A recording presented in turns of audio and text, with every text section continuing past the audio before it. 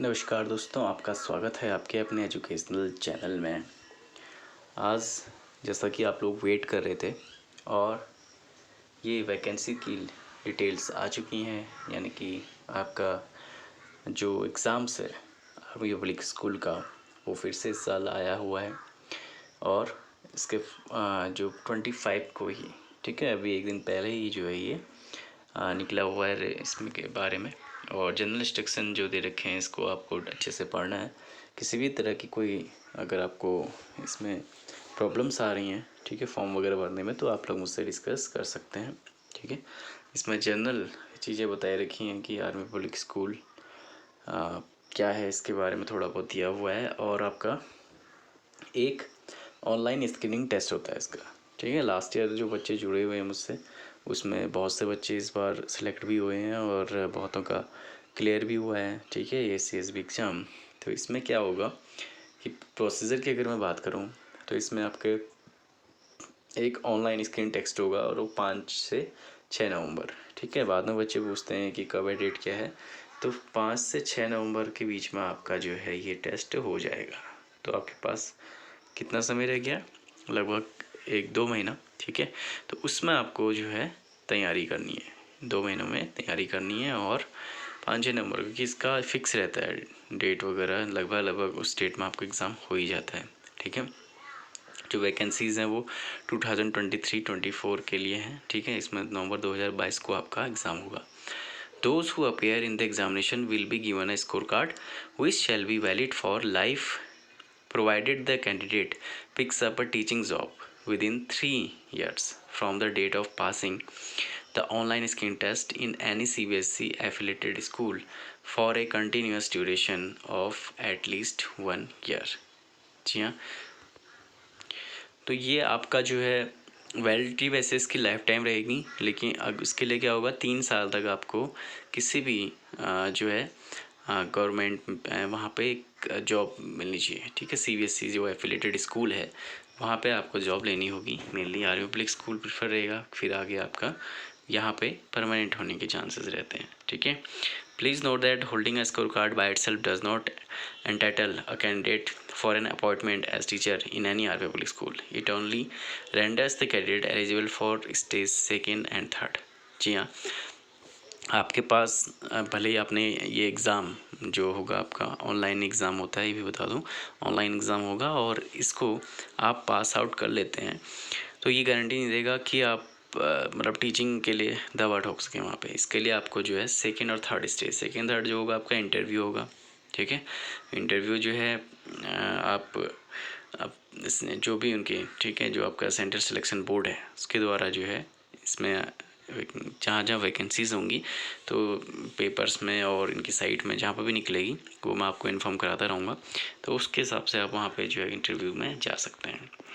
फिर 3rd में क्या होगा, evolution of teaching skill and computer proficiency for language teacher written test comprising essay and comprehension of 50 marks each will be held along with the evaluation of teaching skill। Selection committee may also hold computer proficiency test if they so desire। तो computer proficiency test भी आपका लिया जा सकता है अगर selection committee चाहती है। और लैंग्वेज के जो टीचर होंगे उनका ऐसे और कंप्रहेंशन का 15 मार्क्स का जरूरी होगा, ठीक है। अब इसमें देखिए कि ये जो स्टेज 2nd और 3rd है वो क्या होती है, will be held at tandem under the aegis of board of administration at headquarter command school management के हिसाब से ये वैकेंसीज निकलेंगी। The interview shall be for group of school called a cluster and the selected candidate for only the regular category may be appointed in any one of the school in that cluster। ठीक है, regular category में आपको select किया जाएगा, मतलब permanent. Cluster wise list of all army public school is given in at annexure first. ठीक है, annexure first में लिस्ट दी गई है क्लस्टर वाइज कैसे बांटा हुआ है, उसमें लगभग सारे स्टेट जो हैं आ जाते हैं, तो अपनी जहाँ से भी भरेंगे आपका हो जाएगा, ठीक है। Authorities conducting the interview may carry out additional screening of candidates if the number of candidates is large and administratively unmanageable। ठीक है, अगर ज़्यादा कैंडिडेट्स कर रहे हैं तो वो अपने हिसाब से कोई भी एडिशनल स्क्रीन टेस्ट इसमें रख सकते हैं। ऐसे होता नहीं है, नॉर्मल जैसा आपका इंटरव्यू होता है उसमें ऐसे ही होगा। Candidate who receive a letter of offer of appointment for the post of teacher in any category are required to get a police verification। और आपका यहाँ पे इस लाइन को ध्यान से देखिएगा, लास्ट वाली 4th लाइन को। इसमें आपको जो है अगर आपको अपॉइंटमेंट मिलता है तो आपका वेरिफिकेशन जो है जल्द से जल्द, ठीक है, करवाना होगा earliest and will in no case later than 30 days from the date of joining. ठीक है, मतलब जैसे आपकी डेट ऑफ ज्वाइनिंग है उससे 1 महीने के अंदर आपके पास कोई भी पुलिस केस वगैरह इस तरह का नहीं होना चाहिए। और spouses of serving army, navy and air force personal will get verification of their जो एंटीसीडेंट्स हैं, ठीक है, फ्रॉम द कमांडिंग ऑफिसर हैं और आपका फॉर्मेशन कमांडर है या स्टेशन कमांडर है, इनसे जो है उनके स्पाउसेस जो हैं सर्विंग जो कर रहे हैं उनके बारे में डिटेल देनी होगी। ठीक है, उनकी वाइफ्स अगर अप्लाई कर रही हैं तो उनके लिए है आर्मी वालों के। अब गाइडलाइंस जो है इसमें, ठीक है, स्क्रीनिंग की बात करें तो क्वालिफिकेशन की बात करेंगे तो पीजीटी के लिए पोस्ट ग्रेजुएशन मांगा है इसमें 50% मार्क्स होने चाहिए आपके और बीएड किया होना चाहिए। ठीक है, मिनिमम क्वालिफिकेशन की बात कर रहा है। टीजीटी में भी यही है, ग्रेजुएशन होगा वहाँ पे, ठीक है, और बीएड होना चाहिए। पीआरटी में भी ग्रेजुएशन, इसके साथ आपका डीएलएड, बीएलएड या candidates with BEd can also apply with fulfilment of the position of 6 month। ठीक है, आपने ये ब्रिज कोर्स किया होगा या एंटी कोई इंस्टीट्यूट से इस तरह का कोर्स किया हुआ तो आप पीआरटी के लिए भी एलिजिबल होते हैं। ठीक है, जो केवल पीआरटी का कर रहे हैं। और अ कैंडिडेट ये जैसे पोस्ट ग्रेजुएट है, अगर उसके 50% लेस मार्क्स हैं ग्रेजुएशन में और वो अप्लाई कर सकते हैं post of TGT provided of the candidate scoring 50% aggregate marks in post graduation. ठीक है, तो आप पोस्ट ग्रेजुएशन के लिए अप्लाई कर सकते हैं, कह रहे हैं अगर पोस्ट ग्रेजुएशन में आपके अच्छे मार्क्स हैं, ग्रेजुएशन कम है तो कोई बात नहीं। ठीक है, और post graduation with less than 50 mark in graduation can also apply for the post of PRT provided score minimum 50%। ठीक है, तो आप अगर पोस्ट ग्रेजुएशन वाला हैं तो इसमें 50% से नीचे भी आप लोग इसको कर सकते हैं, ग्रेजुएशन के लिए अप्लाई कर सकते हैं। वहाँ पर अगर आप क्राइटेरिया फुलफिल कर रहे हैं तो नॉर्मल चीज़ें लिखी गई हैं।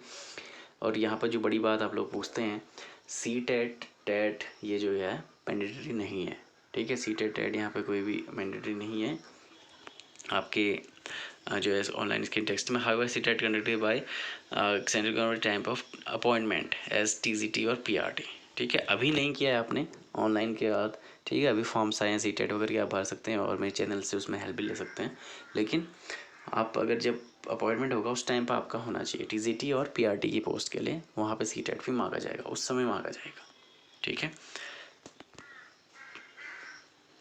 candidates are required to ensure that they at least fulfill NCTC rule, regulation and notification for minimum qualification KV Sangathan requirement rules of regulation and appendix 7 of CBSE affiliation by laws 2018 before they register for OST।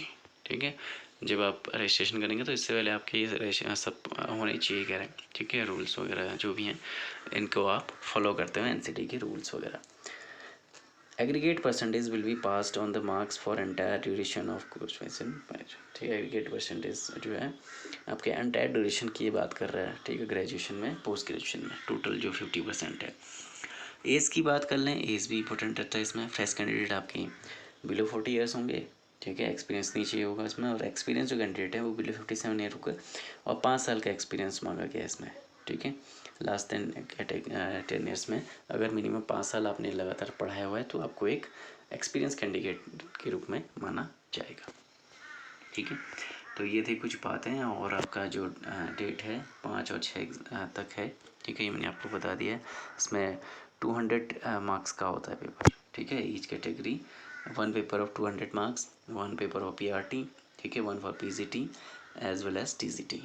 तो इसमें 200 questions होंगे। ठीक है, 1 mark होगा हर question का, और इसमें negative marking भी 1/4 की। There will be no minimum passing marks for online screening, the result made 30 days पर। ठीक है, मिनिमम मार्क्स कुछ नहीं है इसके लिए। अब इसमें जो है आपका सिलेक्शन कैसे होगा इसके आधार पर है कि जितने क्वेश्चन ऑफर हुए हैं, कितने क्वेश्चन अटैम्प्ट किए आपने क्वेश्चन, और कितने करेक्ट आंसर है, कितने रॉन्ग आंसर हैं। ठीक है, उसके आधार पर आपका फाइनल स्कोर जो है दिया जाएगा। Score art will be available after 14 days. ठीक है, लगभग 14 दिन में आ ही जाता है AWSindia.com पर, यही साइट भी है रजिस्ट्रेशन वगैरह करने की आपके लिए। और 30 डेज में final score will be percent available. Once the results are remove from the score card with percentile can be obtained on a special request. ठीक है, अगर 1 महीने के अंदर आपने उसको अच्छे से डाउनलोड वगैरह करके सेव नहीं किया है तो फिर आपको 100 रुपये के चार्ज के साथ जो है अपना स्कोर कार्ड लेना होगा। ठीक है, तो रजिस्ट्रेशन आपके जो है इसी वेबसाइट में स्टार्ट हो चुके हैं, इसको ध्यान से देखिएगा। और 25 से ये 5 अक्टूबर तक है, तो टाइम है आपके पास, इजीली आप इसको भर सकते हैं और जल्द से जल्द भरेंगे। बाद में फिर सेंटर्स की प्रॉब्लम आती है, तो मैं कहूँगा अभी 1 ही दिन हुआ है, तो जल्द से जल्द फॉर्म फिल कर लीजिए ताकि आपको जो सेंटर आप चाहते हैं वहाँ पर ही एग्ज़ाम हो जाए आपका। ठीक है, बाद में कुछ भी कंडीशन चेंज होती हैं तो उस टाइम पर प्रॉब्लम्स आती हैं, अगर दूर ज़्यादा सेंटर मिल जाता है, इसलिए कहूँगा टाइम पर आप पढ़ लीजिएगा। और ऑनलाइन फॉर्म भरने में कोई भी प्रॉब्लम होती है तो आप लोग इसको मैं वैसे वीडियो में देख लीजिएगा पॉज करके कि क्या क्या इसमें रिक्वायरमेंट है। वैसे नॉर्मल चीज़ें जैसे आप अदर फॉर्म भरते हैं वही हैं। ठीक है, ये देख लीजिए, यहाँ पे डिटेल दे दिया है इन्होंने टाइमलाइन। रजिस्ट्रेशन होगा आपका 25 अगस्त से 5 अक्टूबर तक।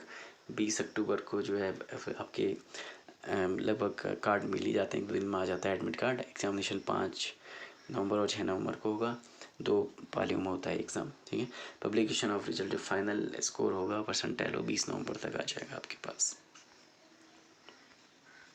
इसमें ये जो लिस्ट है क्लस्टर वाइज जो मैं कह रहा था, क्लस्टर 1 क्लस्टर 2, इसमें सारे जो हैं आपके कवर हो जाएंगे। ठीक है, इसको वीडियो पॉज करके देख लीजिएगा आप लोग। ठीक है, इंटरव्यू में जैसे क्वेश्चन बन जाता है टोटल कितने आ रहे हैं पब्लिक स्कूल है अभी, तो 136 यहाँ पे देख सकते हैं आप इस तरह से। ठीक है, और ये ऑनलाइन स्क्रीन के सब्जेक्ट्स वगैरह हैं, तो इनको मैं आप लोग आगे डिटेल्स बता दूंगा, जिसको कोई भी फर्दर जानकारी चाहिए होगी इसके रिगार्डिंग। ठीक है, तो आप लोग मुझसे पूछ लीजिएगा, मैं आपको डिटेल में बता दूंगा फॉर्म भरने में अगर कोई दिक्कत आ रही है। सो तैयारी के लिए जुट जाइए, और डेली अब लाइव क्लासेस आएंगी, और इसके साथ साथ ऑफलाइन क्लासेस भी मैं कोशिश करूँगा कि ज़्यादा से ज़्यादा हर सब्जेक्ट की जो है तैयारी आप लोगों को करा दूँ। जनरल सब्जेक्ट की एटलीस्ट जो PRT TCT PCT तीनों के लिए वैलिड है, और इसके साथ साथ कुछ जो सब्जेक्ट्स के PYQs हैं और जनरल जो सब्जेक्ट हैं उनके PYQs मैं आपके लिए लेकर आऊँगा। तो मिलते हैं आपसे नेक्स्ट वीडियो में। Thank you.